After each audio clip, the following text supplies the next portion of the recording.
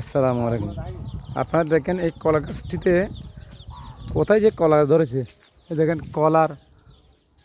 কলার মাথা হচ্ছে অনেক আগে, কিন্তু কলার ধরছে কোথায় দেখেন। এই যে গাছের গোড়া, এই কলাটা কেমন করে আল্লাহর কি লীলাগুলো দেখেন। এই তো কোথায় ধরে গেছে কলা গাছটা, এখানে একটা ফাটল সৃষ্টি হয় কেমন করে একটা কলা ধরে গেছে। দেখেন এটা কি অবস্থা, একটা কাহিনী। এই তো কলার ঘোড়া গাছ এখানে দেখছেন আপনারা, 2 হাত উপরে কলা ধরেছে। কিন্তু অনেকে বলবে যে এটা মানে একটা অলৌকিক কাহিনী, আসলে অলৌকিক কাহিনী।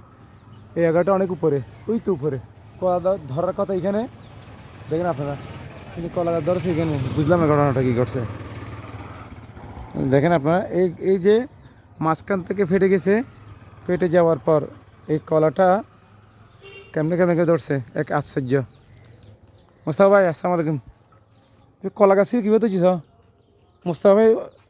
দেখছে যে এটা কি একটা আশ্চর্য কাহিনী। দেখেন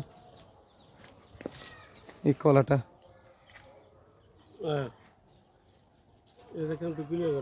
পিকুলিয়ার, পুরো পিকুলিয়ার, অনেক বলছে পিকুলিয়ার মাঝখান থেকে। ঠিক আছে, আপনারা দেখবেন। আসসালামু আলাইকুম।